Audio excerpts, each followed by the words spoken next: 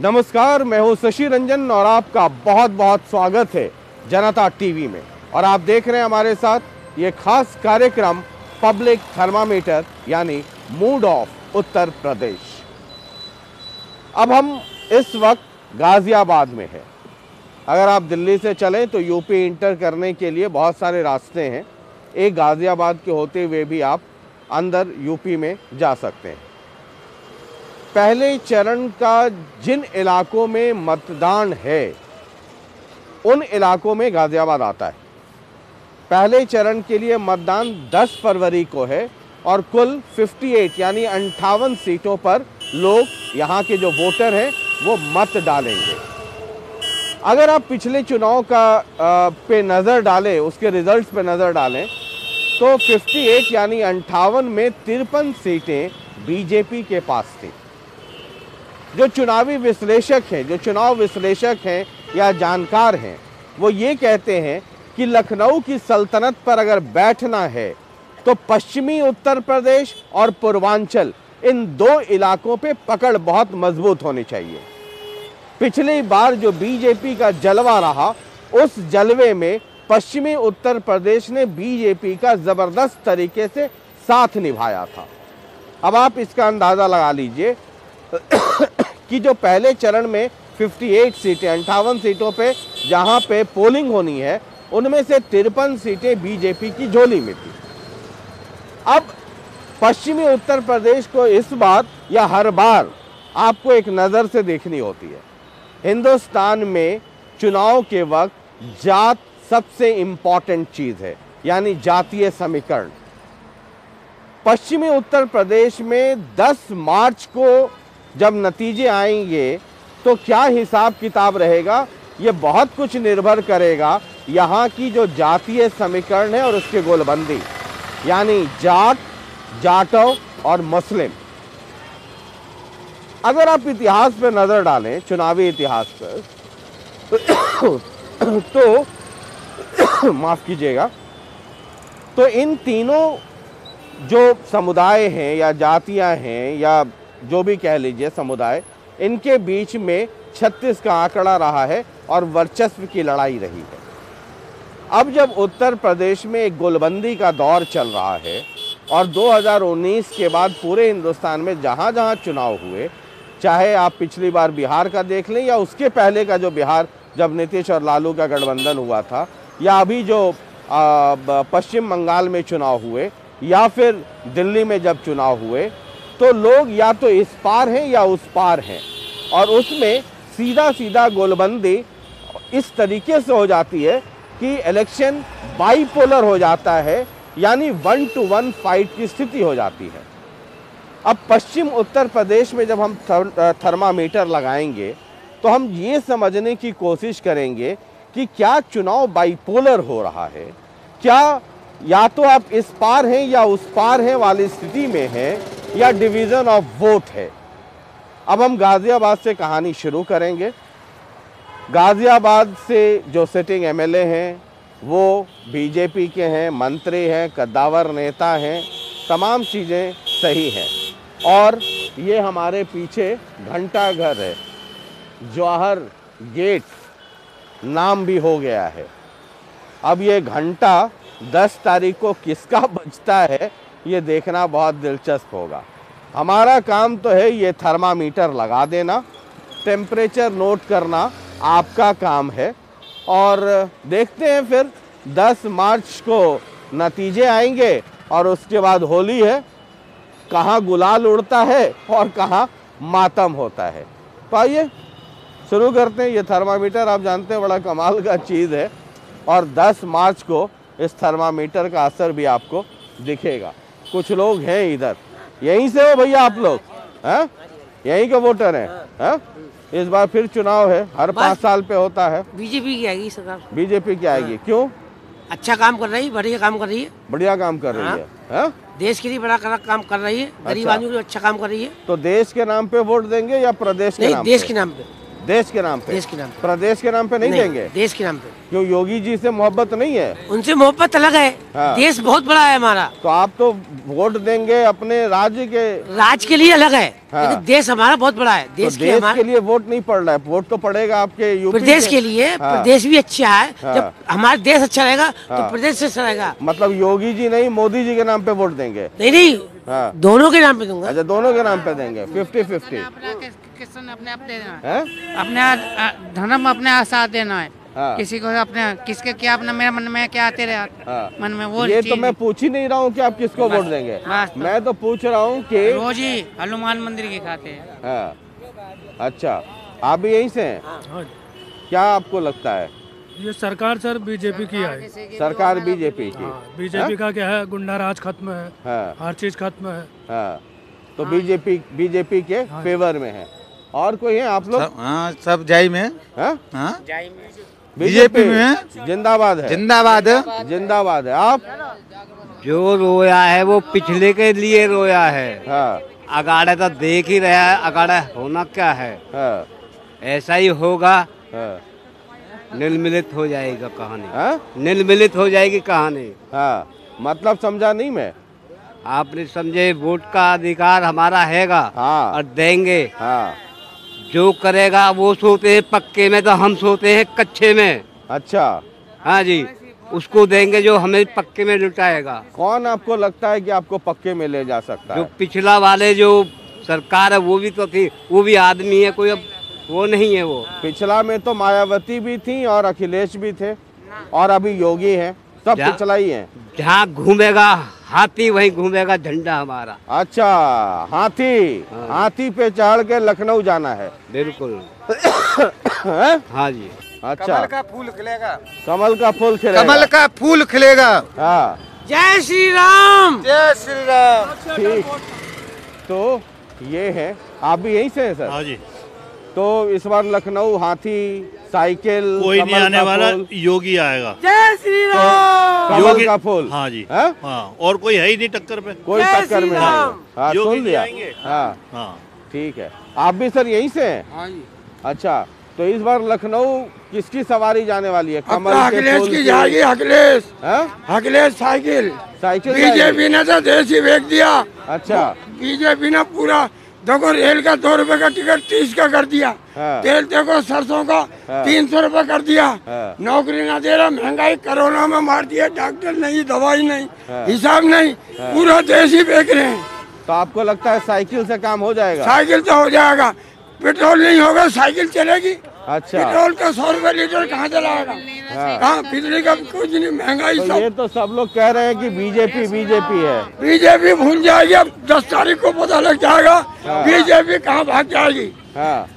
क्या लगता है? क्या लगता है? अभी तो कुछ भी आसार ना दिख रहे। हाँ?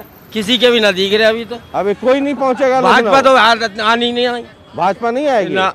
कौन आएगा फिर, हाथी की साइकिल? हाथी देखो या साइकिल, दोनों में टक्कर है। हाथी और साइकिल? साइकिल आएगा, अगले जिताएंगे। साइकिल आएगा? साइकिल आएगा। उम्मीद तो दोनों में से बीजेपी आएगी, योगी जी आएंगे। योगी जी ने बहुत अच्छे काम किए हैं, गुंडागर्दी खत्म करी है। अखिलेश सरकार आती है तो गुंडागर्दी बहुत होती है। अच्छा। अच्छा, इधर आ जाइए। हाँ। हाँ। इसने काम दुनिया भर की योजनाएं चलाई हैं हाँ। और कहीं पेंशन, कई प्रकार की पेंशन आ रही है। हाँ। और वो उनके कार्ड भी बनने हैं जो लेबर टाइप के, लेबर कार्ड भी बनने, लोगों को पैसे भी आ रहे हैं, 1000 रुपए आ रहे हैं। आपको लगता है कमल का फूल है? हाँ जी, कमल का फूल 100% कमल फूल है। ठीक है। जय श्री राम। ठीक है, जय श्री राम है। जय श्री राम। ठीक है। तो ये सैंपल है, आप किसी चौराहे पे खड़े हो जाएं, अलग अलग तो तरह के लोग आपको मिल जाते हैं। तो जैसा मैंने आपको बताया कि पश्चिमी उत्तर प्रदेश को अगर समझना है तो जाटों के माइंडसेट को, जाटव के माइंडसेट को, मुस्लिम के माइंडसेट को, इनको समझना होगा। तो गाज़ियाबाद में हम दूसरे लोकेशन पे चलते हैं, ज़रा वहाँ भी देखें कि मूड क्या है, मिजाज क्या है और थर्मामीटर पे रीडिंग क्या आती है। आइए चलिए, अब हम गाज़ियाबाद में ही, ये इलाका है कैला भट्टा और मुस्लिम बाहुल्य इलाका है। तकरीबन 20-25 हज़ार वोट इस इलाके में है। यहाँ आने का मकसद ये है कि हम ये भी समझने की कोशिश करेंगे कि जो मुस्लिम समुदाय का वोट है, क्या उसमें पोलराइजेशन है या स्प्लिट हो रहा है अलग अलग पार्टियों में? कांग्रेस है, बीएसपी है, जो अखिलेश यादव का गठबंधन है, या फिर बीजेपी है। तो ये समझना बहुत ज़रूरी है और ये फिर पश्चिमी उत्तर प्रदेश में जहाँ जहाँ हम जाएंगे इसको समझने की कोशिश करेंगे। तो थर्मामीटर लगाते हैं, ज़रा देखते हैं कि टेम्परेचर इस समुदाय में क्या है। नमस्कार सर। ये हर 5 साल पे चुनाव होता है, इस बार भी चुनाव है। हाँ जी। तो क्या रुख है इस बार? और मैं ये भी समझना चाहूँगा, क्योंकि ये एक मुस्लिम बाहुल्य इलाका है ना, हिंदुस्तान में जात धर्म ये सब तो बड़ा इम्पोर्टेंट है। तो जो मुस्लिम वोट है उसका डिवीज़न होगा या वो एक तरफ जाएगा या अलग अलग इलाकों में अलग अलग कैंडिडेट के अनुसार जाएगा? भैया ये तो अलग अलग ही जाएंगे। अच्छा, हिंदू भी अलग जाता है, मुस्लिम भी अलग जाता है। हाँ, ये तो आपको पता है, कुछ तो साइकिल पे जाएंगे, कुछ हाथी वाले पे जाएंगे, और वो भी आए हुए हैं हैदराबाद से। हाँ, तो ये 3 जगह कांग्रेस का तो जनाधार ही नहीं है किधर। अच्छा, कांग्रेस नहीं है? कांग्रेस नहीं है इधर। तो ये अगर मान लीजिए कि इस समुदाय का वोट अगर डिवाइड होता है अलग अलग इलाकों में, अगर डिवाइड होता है हाँ? तो बाबा जी आएंगे। अगर डिवाइड नहीं हुआ तो अखिलेश आएगा। तो संभावना क्या है? संभावना तो देखो वोट गिनने वाले के ऊपर है, क्योंकि मेरी वोट तो सीधी बाबा को है। अच्छा, हाँ जी, आपकी वोट बाबा को सीधी है? बाबा को है। अच्छा, हम प्रत्याशी नहीं देखते हम, हाँ, सीधा बाबा को देख रहे हैं। अच्छा, बाबा को ही वोट देंगे, बाबा को सपोर्ट करेंगे। सपोर्ट तो सबको अखिलेश की है भाई। हाँ, अखिलेश की सपोर्ट रहेगी भाई, यहाँ तो अखिलेश की रहेगी। अखिलेश की। रोजगार है कहाँ? बंद हो गए, मतलब मिला जुला कर ये कहना चाहते हैं आप? काम है ही कहाँ? 2 नंबर है, 1 नंबर कोई सा भी काम ना है। अब ज्यादा हो रहा है। अरे भैया 1 नंबर के भी बंद हो गए, अब ज्यादा 1 नंबर के भी। 2 नंबर काम भी बंद हो रही है पहले से बहुत ज्यादा। 1 नंबर भी बंद हो रहा है, 2 नंबर भी सब रोजगार हो जाएंगे किसी के। वोट सिर्फ और सिर्फ विकास को जाएगा। गाजियाबाद के अंदर अखिलेश यादव ने विकास करा चारों तरफ। बीजेपी ने एक सिंगल हिंडन नदी का जो पुल था ना, 5 साल से टूटा पड़ा, अखिलेश के राज में टूटा था वो लास्ट टाइम में, आज तक वो नहीं बना है। बीजेपी ने गाजियाबाद में किया क्या है बताइए? एलिवेटेड रोड, मेट्रो सब अखिलेश यादव की देन है गाजियाबाद के अंदर। हिंदुस्तान में वोट डेवलपमेंट के नाम पे पड़ता है या जात और धर्म के नाम पे? दोनों के सबसे पड़ता है, ठीक है। हाँ। जो कुछ पार्टियां हैं जो हिंदू मुस्लिम कर रही है ना, वो हिंदू मुस्लिम में रहेंगे, वो कभी विकास नहीं करेंगे। हर पार्टी कर रही है ना, कोई हिंदू मुस्लिम, कोई जात कर रहा है। एक पार्टी ज्यादा कर रही है, वो जाती है। मुस्लिम एरिया में कभी नहीं आती वो पार्टी, सिर्फ हिंदू एरिया में जाती है और हिंदू मुस्लिम करती है। मंदिर के नाम पे वोट मांग रही है, वो विकास के नाम पे उसने किसी ने भी वोट नहीं मांगा उस पार्टी ने। विकास के नाम पे मांगे ना वो पार्टी वोट, विकास के नाम पे मांग नहीं रही। विकास तो अखिलेश यादव ने कराया, मेट्रो गाजियाबाद को दिया, एलिवेटेड रोड दिया है। इतना अच्छा था, हम तो है बहुत बढ़िया हमारे यहाँ पे 5 बहुत बढ़िया। भाई सुन रहे क्या कह रहे हैं लोग? ये भैया ऐसा है ना, क्योंकि मैं ग्रेटर नोएडा से हूँ, जेवर एयरपोर्ट बाबा ने दिया है। अखिलेश भी रहता 5 साल, मायावती डिक्लेयर कर की थी उसको, मायावती डिक्लेयर कर की थी उसको, अखिलेश ने नहीं करा। 20 साल का एग्रीमेंट है, बाबा जी ने कुछ नहीं दिया। बाबा जी ने कुछ नहीं दिया, सिर्फ फीता काटा है, कुछ नहीं है वहाँ पर। स्विस अथॉरिटी बना रही है, 20 साल का एग्रीमेंट है, इसमें बाबा जी का क्या रोल है? अगर अखिलेश दे देता ना, अखिलेश काट जाता। अगर अखिलेश को बनाया तो अखिलेश काट जाता रिबन, तो बाबा ने क्यों काटा? वो अखिलेश ने चांस क्यों दिया? मायावती के राज में ताज हाईवे बना था, उद्घाटन करने नहीं आया था वो, इतना नालायक था वो अखिलेश। उद्घाटन नहीं आया, वीडियो कॉल पे करा उद्घाटन। इतना प्यारा था तो उसको उद्घाटन करता ना। आप आनंद विहार से चलते थे दासनी तक, कितना जाम मिलता था। अब अक्षरधाम तो फुर चले जाओ लखनऊ के लिए, रोड बन रहा है, नहीं बन रहा। ये नहीं है बाबा जी ने क्या, वो तो सेंट्रल का काम है, सेंट्रल तो करेगी। फाटक वाला नहीं बन रहा। जब हम 6 लाख रुपए की गाड़ी लेंगे, 50,000 रुपए हम रोड टैक्स देंगे, किस चीज का देंगे हम? ये सब जा तो रहा है। बाबा जी के तो बढ़ेगा, एक दिन में कोई बन जाएगा। शाहरुख भाई बढ़ेगा रोड के। और लोगों से भी बात करते हैं, यहीं से है मैडम? यहीं से है? केला भट्टा से ड्यूटी केला भट्टा से ही है। इस बार चुनाव हो रहा है, क्या माहौल है इस बार? माहौल हम क्या बताएं, माहौल तो सही है। हमारी तनख्वाह नहीं बढ़ रही, हमें कुछ नहीं अच्छा लग रहा, हमारी तनख्वाह बढ़नी चाहिए। अच्छा, हमारी तनख्वाह तो सैलरी तो बढ़ाना रहे, हाँ। और जो 10,000 सैलरी तो वो भी कम कर दिए। अच्छा, वोट फिर भी उन्हें मिल जाएगी। वोट फिर देंगे उस वोट उन्हें जाएंगे, और वोट किसको जाएगी? मोदी जी को ही देंगे ना? हाँ, मोदी जी के जाएंगे। हैं? हाँ। अच्छा, नहीं देंगे? ना, मोदी जी का वोट जाएगी।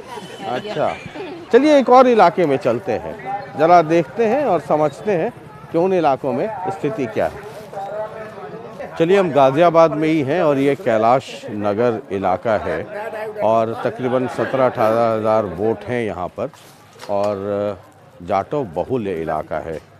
तो जो पश्चिमी उत्तर प्रदेश में जिन समीकरणों को हम समझने की कोशिश कर रहे हैं थर्मामीटर लगाकर, वो ये है कि क्या ये गोलबंदी है, जो अलग अलग जातीय समीकरण है उनकी गोलबंदी है तो किसके तरफ है, या फिर वोटों का बंटवारा है, चाहे वो बीजेपी हो या फिर अखिलेश यादव का गठबंधन हो, बीएसपी हो या फिर कांग्रेस हो, उधर ओबीसी भी हैं। तो ये तमाम तरह की ये जो अलग अलग पार्टियां हैं उनकी गोलबंदी। जाटव के बारे में कहा जाता है कि ये स्ट्रॉन्ग होल्ड रहा है मायावती का, लेकिन ज़रा इस नए समीकरण और नए परिवेश में 2022 के मुताबिक ज़रा उसको समझने की कोशिश करते हैं। नमस्कार। नमस्कार। हर 5 साल पे चुनाव है सर, तो इस बार भी चुनाव है ना? तो कुल मिला के माहौल इस बार क्या है? माहौल हमारी बहन जी मायावती जी का है। अच्छा। हाँ, क्यों बीजेपी तो इतनी भ्रष्ट हो गई है, दुनिया में दंगे करा दिए इसने। जो योगी हैं हमारे, उन्होंने तो इतना तक करा दिया कि जातिवाद में इतनी कदर से बांट दिया गया है सबको। इन्होंने तो बिल्कुल इंसानियत की वो खत्म कर दी गई है। अब तो जातिवाद में रह गया आदमी बट के। हमारी बहन जी ने सको सिपाए और सारे धर्मों का सबन का उनका मान सम्मान करते हुए बहन कुमारी मायावती जी ने हमारे यहाँ के शर्मा को, के शुक्ला को उतारा है, ब्राह्मण समाज को टिकट दिया है।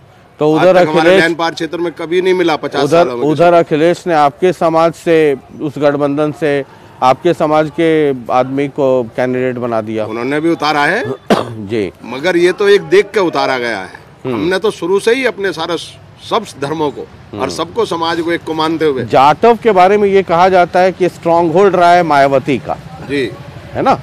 तो इस बार वोटिंग पैटर्न जाटवों में, जाटव जो समुदाय है उसमें क्या रहेगा? कुछ नहीं, सब बहन जी की तरफ है, एक एक वोट बहन जी को मिलेगा।